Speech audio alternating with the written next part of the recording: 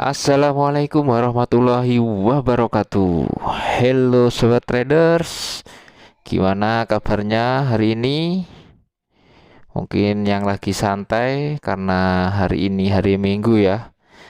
Market juga libur. Ini kesempatan untuk dimaksimalkan belajarnya ya. Sekalian untuk evaluasi trading kita seminggu ini.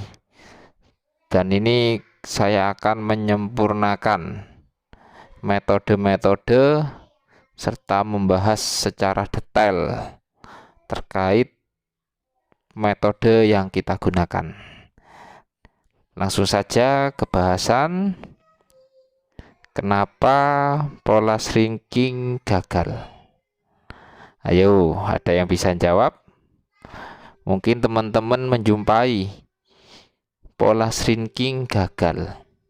Sudah ada 3 SOP, tapi kena stop loss, gagal, dan tidak reversal.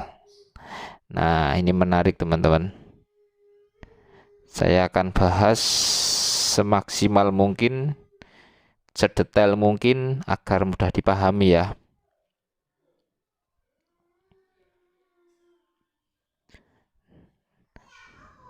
Nah, berawal dari 3 candle yang sama, minimal ada 3 candle yang sama. Nah, ini. Nah, rejeksi 1, rejeksi 2, muncul rejeksi 3, sekaligus menjadi konfirmasi. Nah, teman-teman langsung sell di sini kan biasanya. Sesuai metode ya, kita sell di sini, stop lossnya di sini teman-teman. TP-nya lumayan. Nah, kelihatan ya di sini. Ini cukup jelas, ada 3 SOP, pola candle yang sama, yaitu bullish yang di sini yang dicontohkan. Selanjutnya mengalami pengecilan. Nah, dari atas, dari bawah ke atas mengalami pengecilan atau kekuatan buyer melemah. Dan yang ketiga ada 3 rejeksi.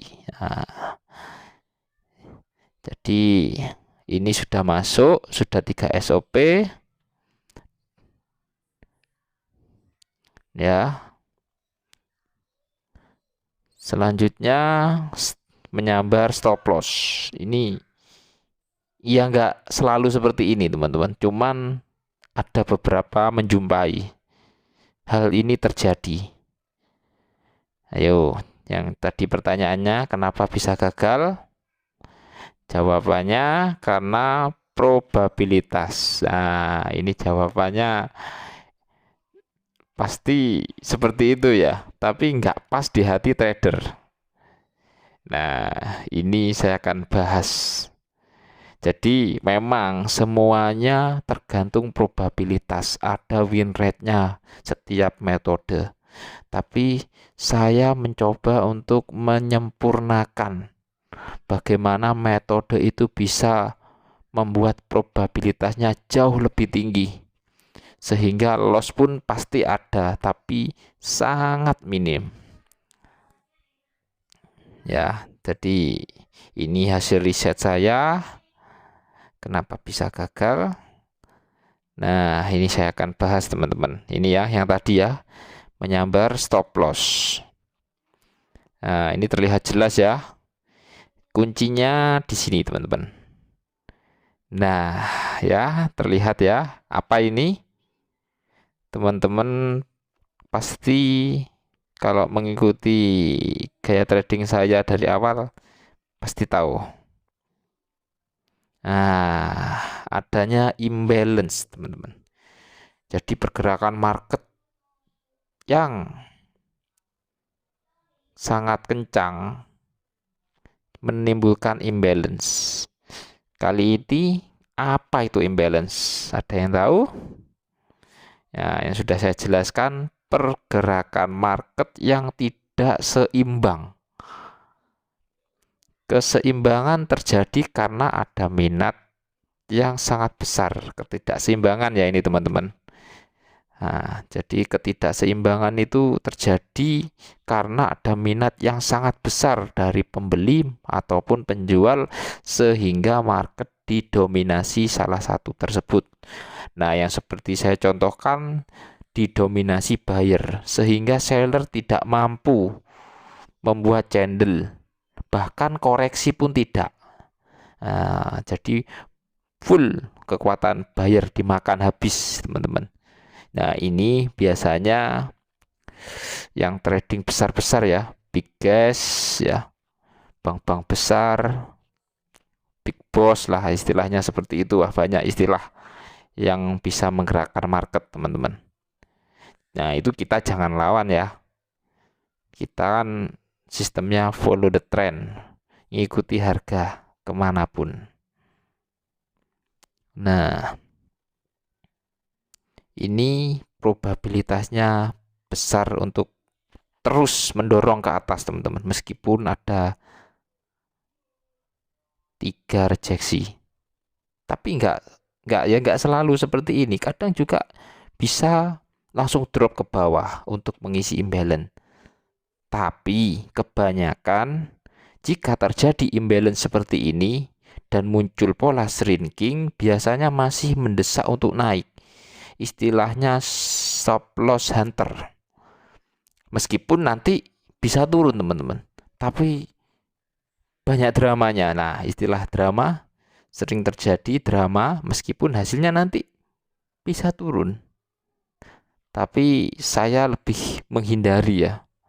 Lebih menghindari yang seperti ini, kekuatan buyer yang sangat kuat, ketidakseimbangan. Kalau dipikir secara teori, ini secara teori memang sangat-sangat masuk di akal kita. Jadi kalau kita nge-sell di saat marketnya lagi tidak balance atau munculnya imbalance, itu sangat tidak rasional. Karena kekuatan buyer yang sangat luar biasa, kita nge-sell. Nah, ini sangat salah kaprah ya secara teori, teman-teman. Jadi itu secara teori. Jadi masih banyak dramanya, teman. Kesulitan. Nah, ini yang saya contohkan ketika market balance, teman-teman. Itu enak, stabil, kalem. Ya nggak harus sesempurna ini yang saya contohkan. Nggak harus sesempurna ini gambarnya. Yang penting market itu ada koreksi ke bawah. Koreksi itu ditandai dengan sumbu atau ekor. Seller itu mengambil. Nah, jika kita lihat di time frame yang lebih kecil, pasti membentuk higher low, higher high, higher low, higher high. Itu kalau kita lihat di time frame kecil. Tapi kalau dilihat di time frame H1 yang saya contohkan ini adalah H1 ya. Jadi seperti ini gambarnya. Minimal seperti inilah gambarannya. Nggak harus sesempurna ini, tapi munculnya koreksi atau balance, harga itu mengisi, harga saling melengkapi, muncul 3 pola candle yang sama, terus mengalami pengecilan dan ada 3 rejection, itu sangat-sangat kuat untuk melanjutkan penurunannya, teman-teman.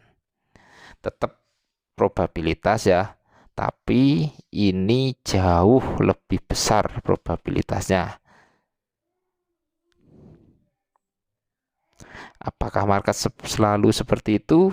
Jawabannya juga tidak, teman-teman. Tidak ada yang sempurna ya 100%, tapi tetap jawabannya probabilitas. Namun seringnya terjadi probabilitas keberhasilan pola shrinking jauh lebih besar ketika market sedang balance atau seimbang. Kadang juga seperti ini, teman-teman. Kadang ketika market itu balance, kebreak, yang saya contohkan tadi kebreak ya, bukan yang sumbu aja, tapi kebreak body kan larinya ke pola candle kursi ya. Nah, itu kemungkinan besar melanjutkan ke atas, larinya nanti ke pola candle kursi ketika market balance. Nah, ini saya ambil contoh di TradingView ya. Kemarin saya ambil contohnya di market show USD time frame H1. Nah, ada kekuatan buyer yang kuat. 1, 2, 3. 3 pola candle yang sama. Yang terakhir mengalami pengecilan. Doji sifatnya netral. Pengecilan, ada 3 rejeksi ya yang saya tandai. 3 panah ini. Nah, ini ada rejeksi doji.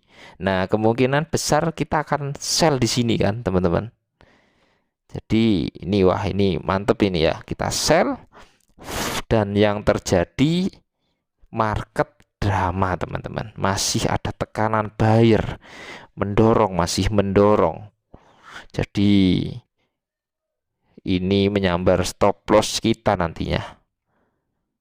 Nah, kelihatan ya. Banyak lagi nanti contohnya, silahkan teman-teman bisa cek-cek sendiri, riset sendiri gimana. Nah, ini yang sedang balance yang saya contohkan ya. Buyer ini termasuk balance, teman-teman. Muncul sumbu kecil, nggak harus sumbu itu mengisi sepenuhnya imbalance. Nggak harus. Pokoknya yang penting ada sumbu itu sudah balance, teman-teman. Nah, ini ya. Kelihatan terkonfirmasi ada 3 rejeksi dan drop langsung ke bawah. Nah, ini pola shrinking kita berhasil dengan RR yang lumayan ini. Kalau kita entry 1/4 dapat ini. 1/3 atau 4 dapat. Nah, kesimpulannya apa, teman-teman? Jadi kita harus ekstra hati-hati ketika trading dengan pola shrinking saat market mengalami imbalance. Trading pola shrinking lebih baik ketika market sedang balance atau seimbang. Nah, jadi mudah dipahami ya, teman-teman. Dan semoga penjelasan saya bisa dimengerti. Nah, ini next saya akan bahas menarik terkait market balance imbalance dengan pola kursi, probabilitasnya pola candle kursi di market balance. Ini kebalikannya, teman-teman. Ini sangat menarik dan next jika ada kesempatan saya akan bahas dan kupas tuntas. Tentunya semoga teman-teman khususnya yang traders pemula nggak bingung ya, tetap bisa profit. Nah, dan itu memang tujuan saya, teman-teman. Jadi bisa bermanfaat untuk yang lain. Jadi ini ada kata-kata mutiara ya. Seperti biasa kita pakai kata-kata mutiara agar teman-teman termotivasi. Nah, lebih baik tidak dapat apa-apa daripada kehilangan uang. Intinya apa, teman-teman?